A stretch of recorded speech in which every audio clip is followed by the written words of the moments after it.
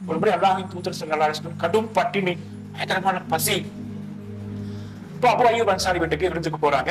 அபு அய்யூப் அன்சாரிகள் பேரிச்சம்பழ பழத்தை கொண்டு வந்து வைக்கிறாங்க. சீக்கிரமா ஒரு கறியை ரெடி பண்ணி, இறைச்சி ரெடி பண்ணி சமைச்சு கொண்டு வர்றாரு. ரொட்டியையும் கொண்டு வர்றாங்க. இப்போ அல்லாஹ்வின் தூதர் ஸல்லல்லாஹு அலைஹி வஸல்லம் ஒரு ரொட்டியை எடுத்து அதை கொஞ்சம் இறைச்சி துணி, கொஞ்சம் கறியெல்லாம் உள்ள வச்சு அந்த ரொட்டி அப்படியே மூடி பணியாள்கிட்ட ஒரு சஹாபிட்ட கொடுத்து, நீ ஃபாத்திமா ரலியல்லாஹு அன்ஹா வீட்டுக்கு கொடுத்துருங்க, அவங்க 2 நாளா சாப்பிடாம இருக்காங்க. எப்படி என் சாத்தியம்? அல்லாஹ்வை நினைத்திருந்தால் ஒரு தலைவன் அவன் சாப்பிட்ட பிறகுதான் அர்த்தம். யாருக்கு இருக்கிறதையோ தலைவன் வீட்டுல நான் வந்துட்டே இருக்கு. ஆனா இங்க பாருங்க நேருக்குதான் நிலை. இதுதான் நம்ம எளிமைன்னு சொல்றோம். அவன் நினைத்திருந்தால் மிக பெரும் மாளிகையில் வாழ்ந்திருக்க முடியும். தப்புன்னு யாரும் சொல்லியிருக்க மாட்டாங்க. மிக பெரும் அலுவலகத்தை கட்டியிருக்க முடியும். ஆடம்பரம் தேவையில்லைங்க.